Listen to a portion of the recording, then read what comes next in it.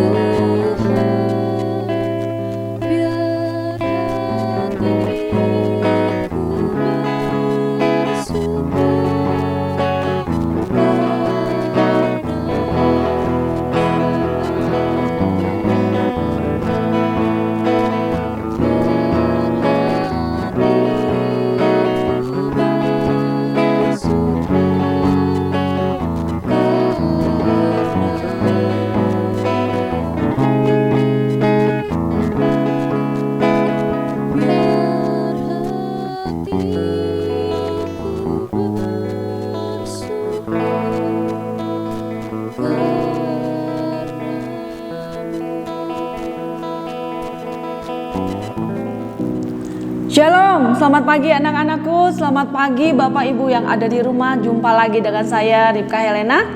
Kita mau masuk dalam hadirat Tuhan, dengar pesan Tuhan pagi hari ini. Mari kita berdoa. Tak habis-habisnya kasih setiamu Tuhan dalam hidup kami. Tak habis-habisnya anugerahmu dalam hidup kami. Terima kasih Tuhan buat pagi hari ini. Pemeliharaanmu di dalam hidup kami hari-hari yang lalu. Jalan-jalanmu yang Engkau nyatakan. Kasih-Mu Tuhan yang membebat kami. Kemenangan yang Tuhan berikan. Mari Tuhan pagi hari ini bicara. Masuk di dalam hati kami. Masuk tembusi jiwa kami dan roh kami. Kami tahu pagi hari ini Tuhan berikan kami kemenangan. Kami mau terkoneksi dengan Allah, dengan Bapa, dengan Tuhan pencipta kami. Terpuji nama Tuhan, di dalam nama Yesus kami berdoa. Haleluya, amin. Ya, sekali lagi shalom. Anak-anakku sekalian, Bapak Ibu yang di rumah, mari kita buka firman Tuhan Efesus 4. Efesus 4, kita mulai dari ayat 8 sampai 16. Bunyinya demikian. Itulah sebabnya kata Nas, tatkala ia naik ke tempat tinggi, ia membawa tawanan-tawanan, ia memberikan pemberian-pemberian kepada manusia. Bukankah ia telah naik? Berarti bahwa ia juga telah turun ke bagian bumi yang paling bawah. Ia yang telah turun, ia juga telah naik jauh lebih tinggi daripada semua langit untuk memenuhkan segala sesuatu. Dan ialah yang memberikan baik rasul-rasul maupun nabi-nabi, baik pemberita-pemberita Injil maupun gembala-gembala dan pengajar-pengajar, untuk memperlengkapi orang-orang kudus bagi pekerjaan pelayanan, bagi pembangunan tubuh Kristus, sampai kita semua telah mencapai kesatuan iman dan pengetahuan yang benar tentang Anak Allah, kedewasaan penuh dan tingkat pertumbuhan yang sesuai dengan kepenuhan Kristus, sehingga kita bukan lagi anak-anak yang diombang-ambingkan oleh rupa-rupa angin pengajaran, oleh permainan palsu manusia dalam kelicikan mereka yang menyesatkan, tetapi yang teguh berpegang kepada kebenaran di dalam kasih, kita bertumbuh di dalam segala hal ke arah Dia, Kristus yang adalah kepala. Daripadanya lah seluruh tubuh yang rapi tersusun dan diikat menjadi satu oleh pelayanan semua bagiannya, sesuai dengan kadar pekerjaan tiap-tiap anggota, menerima pertumbuhannya dan membangun dirinya dalam kasih. Ya. Anak-anakku sekalian, Bapak Ibu yang ada di rumah, saya mengambil tema pagi hari ini, terkoneksi dengan Tuhan. Ya. Tuhan Allah Bapa merancangkan umat manusia. Pasti ada satu rencana. Bahkan Yesus anak Allah turun ke dunia, mati di kayu salib, menderita. Pasti ada satu rencana. Rencana Allah yang besar bagi setiap umat manusia. Satu rencana Allah yang besar dengan datangnya Yesus ke dunia menebus seluruh umat manusia adalah salah satu adalah mendamaikan kita dengan Allah Bapa. Dengan darahnya di kayu salib, menebus setiap dosa kita, melayakkan kita menjadi anak-anak perjanjian, anak-anak ahli waris kerajaan surga. Artinya dengan Yesus menjadi pendamai, anak domba Allah yang menghapus dosa dunia, kita kembali terkoneksi dengan Allah Bapa. Naturalnya manusia dekat dengan penciptanya, tetapi karena dosa manusia menjadi jauh dengan Allah.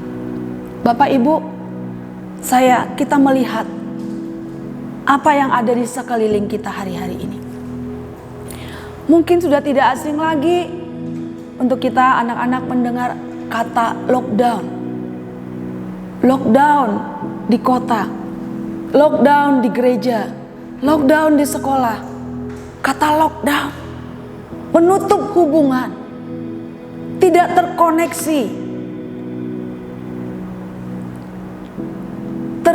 Padahal sebelumnya, bahkan Allah menciptakan manusia, menginginkan manusia ada di bumi, supaya manusia terkoneksi dengan Allah.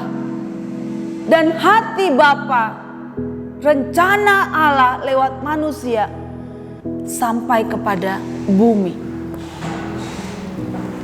Mari lihat rencana Allah di awal. Tetapi apa yang kita hadapi hari-hari ini?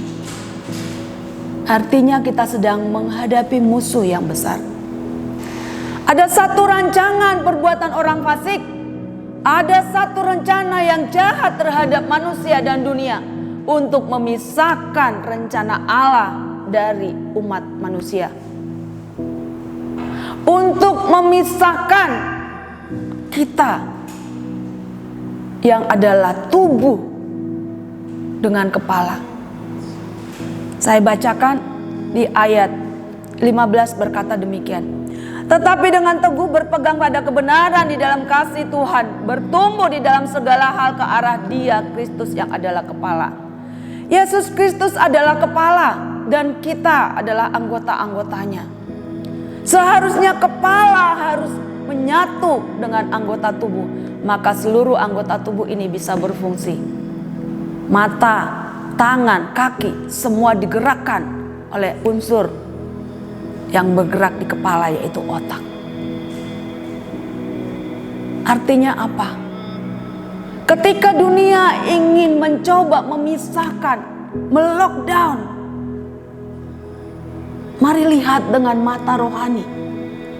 Ada satu pekerjaan yang jahat, pekerjaan iblis untuk memisahkan anak-anak Allah, tubuh Kristus dengan kepala, itu dengan Kristus.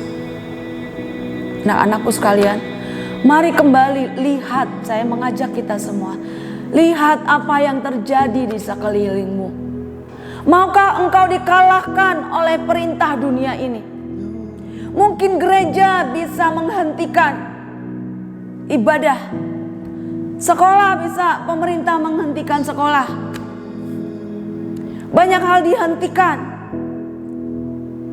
Tidak berkomunikasi antara orang tua yang usianya 50 ke atas dengan cucu-cucu atau anak-anak yang usianya muda. Anak-anakku, mari lihat, ini adalah rencana atau kuasa kegelapan. Firman Tuhan berkata, bukan Miss Selena berkata. Firman Tuhan berkata, pada mulanya Tuhan merancangkan manusia terkoneksi dengan Allah, supaya rencana Allah turun kepada manusia dan manusia melakukannya di bumi. Tapi karena dosa Adam, hubungan manusia dengan Allah terputus.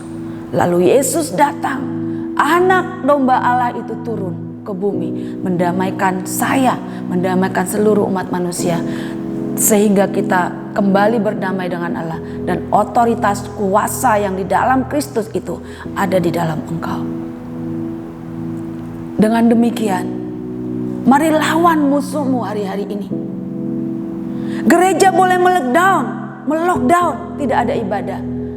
Tetapi ibadah yang sejati, hubungkan pribadimu dengan penciptamu.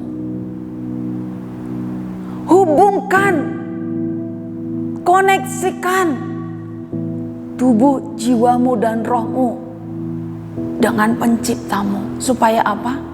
Supaya rencana Tuhan di dalam hidupmu terjadi. Supaya istilah yang sering dikatakan destiny Tuhan di dalam hidupmu terjadi. Jangan terhanyut oleh keadaan. Jangan engkau terbawa oleh peraturan-peraturan yang dibuat oleh manusia untuk mengalahkan peraturan ilahi, yaitu terkoneksi dengan Allah. Secara natural Tuhan berkata, kasihilah Tuhan Allahmu, kasihilah sesamamu manusia. Kasih tidak bisa terlepas. Secara natural kita adalah milik Kristus, terkoneksi dengan Tuhan. Secara natural kita adalah makhluk sosial yang berhubungan dengan orang. Kita butuh kekuatan dari saudara-saudara kita. Kita butuh kekuatan dari orang-orang sekeliling kita. Kita butuh diberi makan secara jasmani dan rohani. Tetapi kita juga memerlukan orang lain. Kita butuh dicintai, butuh dikasihi, butuh mendengar tentang cerita-cerita indah, butuh dihibur. Kalau ada di antaramu yang terisolasi dengan keluargamu, kalahkan itu. Jangan biarkan itu menghantui dan menguasai engkau. Yang pertama caranya tadi apa? Di dalam Efesus 4 ayat 15. Mari kita yang adalah tubuh terkoneksi dengan kepala yang adalah Kristus. Bagaimana caranya engkau bisa terkoneksi? Mari masuk di dalam hubungan dengan Tuhan. Bagaimana engkau bisa masuk dalam hubungan dengan Tuhan? Hidupkan rohmu dengan rohnya. Ambil waktu untuk penyembahan. Ambil waktu untuk masuk di dalam hadirat Tuhan. Paksakan dirimu untuk bersekutu. Kalau tidak ada persekutuan rumah tangga, paksakan dirimu punya persekutuan pribadi. Dan kalau bisa, paksakan keluarga-keluarga punya persekutuan. Karena demikianlah Tuhan menginginkannya. Bahkan kalau kita balik kepada pengajaran di Kejadian, bagaimana Abraham mengajar anaknya tentang Allah. Allah berkata, ceritakan tentang bagaimana kasih Tuhan terhadap orang-orang Israel yang keluar dari tanah Mesir kepada tanah perjanjian. Allah berkata kepada Abraham, ketika engkau duduk, ketika engkau bangun, ketika engkau berdiri, ketika engkau tidur, ceritakan kepada anak-anakmu dan cucumu tentang aku. Adalah baik, adalah sungguh amat baik kalau setiap keluarga punya persekutuan. Artinya apa? Dasar keluarga ini hidup dan bergerak adalah bersekutu dengan Allah, dengan Bapa, dengan Yesus Kristus.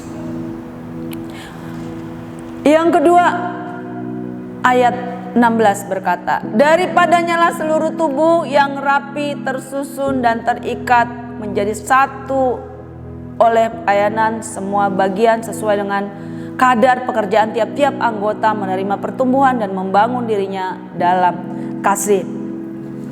Keterhubunganku, keterkoneksian kita dengan Tuhan itu akan menghasilkan kebenaran. Engkau tidak bisa bergerak dengan caramu sendiri dan melakukan apa yang kau anggap baik. Tetapi engkau butuh terkoneksi dengan Tuhan sehingga engkau bisa melakukan apa yang benar. Apa buah-buah apa dalam hidupmu yang berkenan seperti yang Tuhan mau. Sekali lagi anak-anakku sekalian, saya mengajak kita semua, ambil waktu hari-hari ini. Lockdown di gereja, atau mungkin kamu tidak sekolah, bahwa hari-hari ini ada waktu untuk kita masuk ke sekolah ya 2 kali seminggu. Tapi secara umum begitu banyak lockdown, memutuskan hubungan dengan sesama dan dengan Tuhan. Ingat, itu adalah musuhmu, musuhku, musuh kita semua, musuh anak-anak Tuhan. Karena pada dasarnya Tuhan menciptakan manusia terkoneksi dengan Tuhan, terkoneksi dengan sesamanya. Jangan biarkan dirimu habis tergilas oleh peraturan yang dibuat dunia ini. Bangun hubunganmu dengan Tuhan. Gereja boleh tidak buka, tetapi hubunganmu dengan Tuhan senantiasa terkoneksi dengan yang ilahi. Maka tidak akan ada yang memisahkan engkau dengan Allahmu, dengan semua rencananya, dengan semua penetapannya, dengan semua destiny yang ditetapkan bagi engkau. Jadilah pemenang, bahkan lebih dari pemenang. Mari berdoa. Tuhan, terima kasih kami menerima kebenaran firman-Mu yang memerdekakan kami pagi hari ini Tuhan. Mari kerjakan lebih lagi, masuk menyatu Tuhan di dalam tubuh, jiwa, roh kami. Firman-Mu yang hidup itu bekerja di dalam hidup, tubuh, jiwa, dan roh kami. Dan akhirnya membawakan kemenangan. Setiap hari-hari waktu-waktu kami akan lewati berkemenangan, bersama dengan Engkau. Terpujilah Tuhan Allah yang memegang tangan kami, Allah yang memegang perjanjian atas hidup kami, Allah yang berkuasa sepenuhnya atas hidup kami. Kami bangga punya Allah yang seperti Engkau, Allah yang kekal selama-lamanya. Di dalam nama Yesus kami berdoa bersyukur. Amin.